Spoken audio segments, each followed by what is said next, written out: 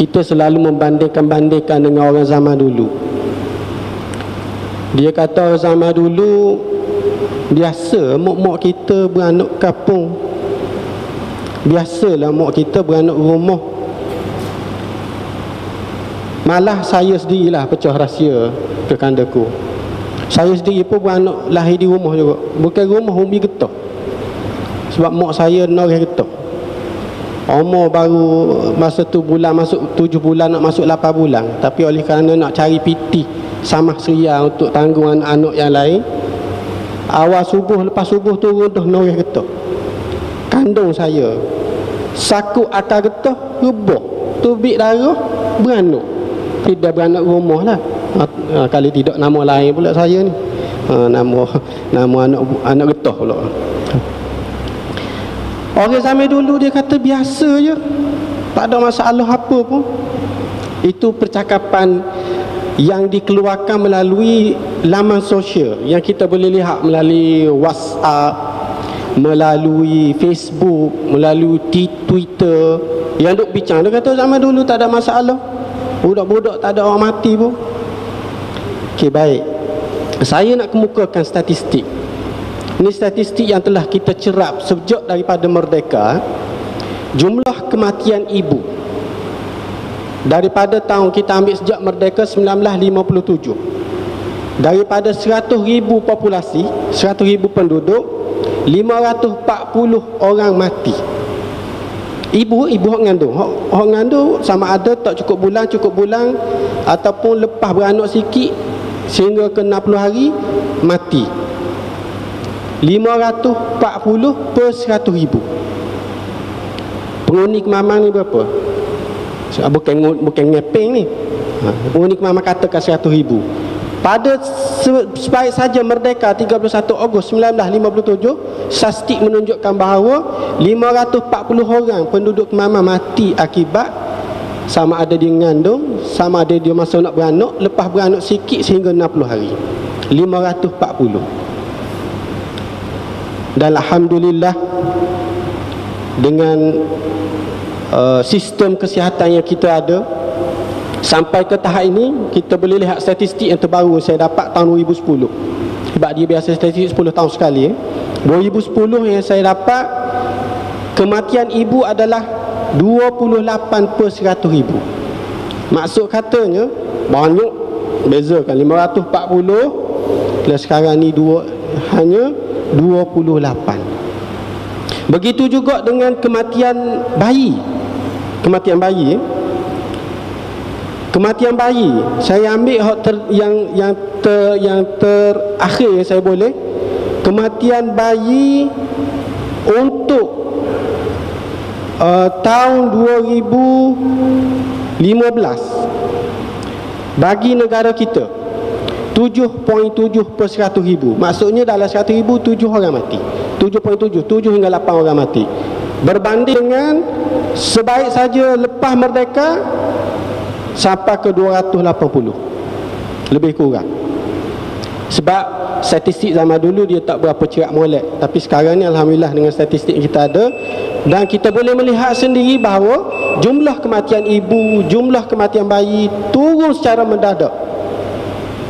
Salah satu daripada kaedah yang kita lakukan bermula daripada 1971, adanya Akta Perubatan 1971, kita dengan usaha yang telah dijalankan oleh Kementerian Kesihatan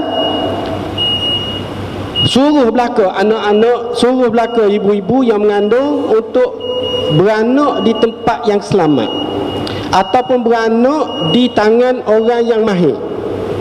Walaupun kita kata bahawa beranak ni proses yang biasa, lumbu kubar tak payah ada meksi, tak payah ada doktor. Beranak molek-molek ada, sosang pula keluar kaki dulu, molek-molek ada. Tapi dengan kaedah yang kita lakukan, apabila kita membantu dalam proses untuk beranak, apabila keluar je bayi tak nangis, kita akan seduk dia supaya dia nangis, supaya dia keluar nafas terus dan seumpama dengannya. Jadi dengan kaedah itu, beranak di tempat yang selamat, antara yang tempat yang selamat adalah hospital lah, ataupun di klinik kesihatan, dan di tangan orang yang biasa dah mahir. Siapa yang mahir? Meksi. Kau sini panggil apa dia sini? Nurse. Orang Kuala Lumpur panggil nurse, sini panggil meksi. Di tangan orang yang mahir ataupun doktor pakar. Bidang kapung lah ke mana? Bidang kapung pun tak apa, dengan syarat dia mahir. Tapi sekarang ni bidang kapung sudah berkurangan oleh kerana banyak keluar nurse ataupun meksi-meksi yang telah mahir untuk sambut kelahiran, membantu dalam proses sambut kelahiran. Dan di situlah sejak daripada 1966 kerajaan telah meletakkan satu akhta yang baru, dipanggil Akhta Perbidanan, yang telah mewajibkan bukan semata-mata proses kelahiran, tapi penjagaan bayi, penjagaan ibu, sehingga penjagaan bayi sampai ke 5 tahun 6 tahun. Untuk penjagaan ibu bermula daripada wak buku merah. Paling awal kalau boleh kita nak umur bayi 12 minggu, 3 bulan ataupun 4 bulan. Dah kita cek dah perut. Lepas tu follow up sebulan. Apabila masuk 7 bulan, kau kerek dia punya follow up sebab ada masa nak bersalin. Kita boleh tengok ialah melalui kecanggihan yang kita ada, melalui ultrasound, kita cek jatuh anak, kita cek berat dia setara mana, sehingga kan melalui ultrasound tu kita boleh tengok laki ke puan. Zaman dulu mungkin payah jumpa, tapi sekarang ni kita boleh tengok laki ke puan. Sekarang ni dah ada 3D.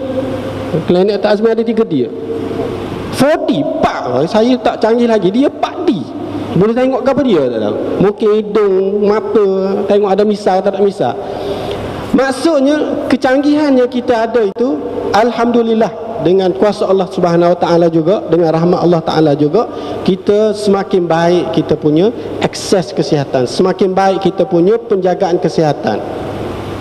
Dan di sinilah kita boleh menyangkal bahawa kalaulah kita menggunakan kaedah-kaedah yang lain daripada orang lain, daripada yang ada yang sekarang ini, contohnya nak balik semula pada zaman dulu, dia kata nak beranak rumah. Kalau di UK ada kaedah untuk beranak rumah di negara-negara barat. Bagaimana? Dia upah khusus dengan meksi ataupun doktor yang pakai duduk rumah dia. Kita boleh buat tak gitu?